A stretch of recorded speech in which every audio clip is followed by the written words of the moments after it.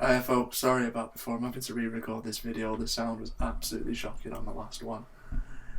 So yeah, unfortunately, again, another absolutely shocking day today. I was able to grab a little bit of money back with the second, but if I'm being honest, I'm a little disappointed in the ride with Rachel Blackmore.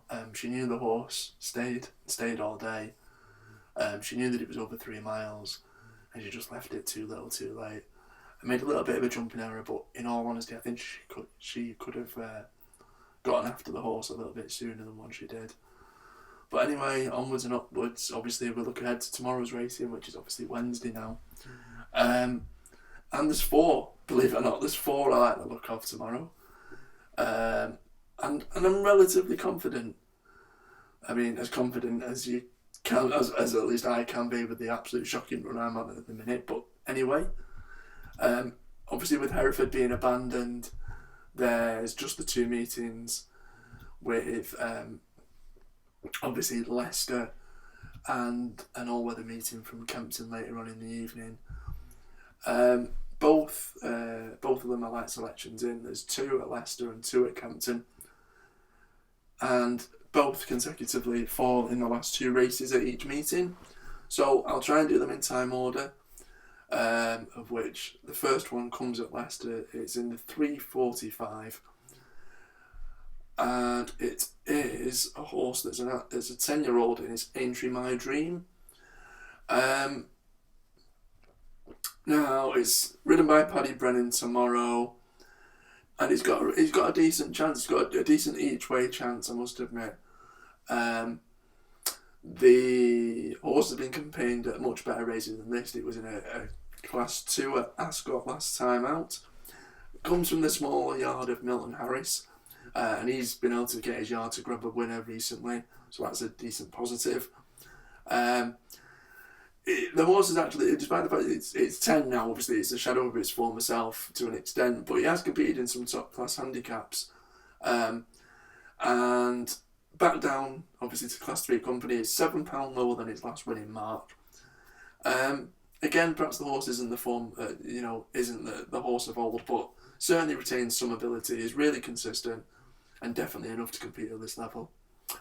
Moving on, the last race there at Leicester, obviously, although they'll be like high after Saturday's Paisley Park win, I'm hoping that Emma Lavelle and Aidan Coleman can team up to grab another winner here in the form with Thor Castle.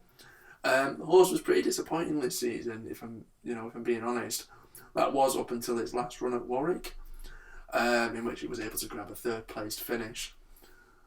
Despite being 7, she's actually really lightly raced. I think she's only ever had 3 starts maybe under rules, so she's got plenty of scope for improvement. And based on that, and a much better effort last time out, she can take a hand in this. We have to wait quite a while, obviously, until Kempton's all-weather meeting. But the first horse runs in the 7:45. I like the look of Distant Applause. The horse was a tad unlucky at Wolverhampton last time out. It found traffic problems, but still rattled home to finish 4th. It's also worth noting as well that the horse actually unseated its rider on the way down to the start. So a step up in trip is definitely going to help. It's now running over 7 furlongs. It's got a little less weight on its back. It's also worth pointing out that the 5-year-old's actually finished second around Kempton as well in its one run round here, so clearly acts on the course. Last but no means least, in the 8th race and the last race on the card, I'm actually going with second to bottom weight Ignatius. John Best, as his horse, is absolutely flying. He's had 4 winners from 6 starts recently. The 4-year-old has been pretty poor of late. However, the horse has never finished outside of the top 3 at Kempton. Also, when he grabbed 3rd, that was over course and distance. That was with £6 more weight to carry that time, so he's got a better weight. And also, it's worth noting that Kieran Fox is the only jockey to ride this horse to success, and he jumps back on board. So those are my 4 for tomorrow, which is Wednesday.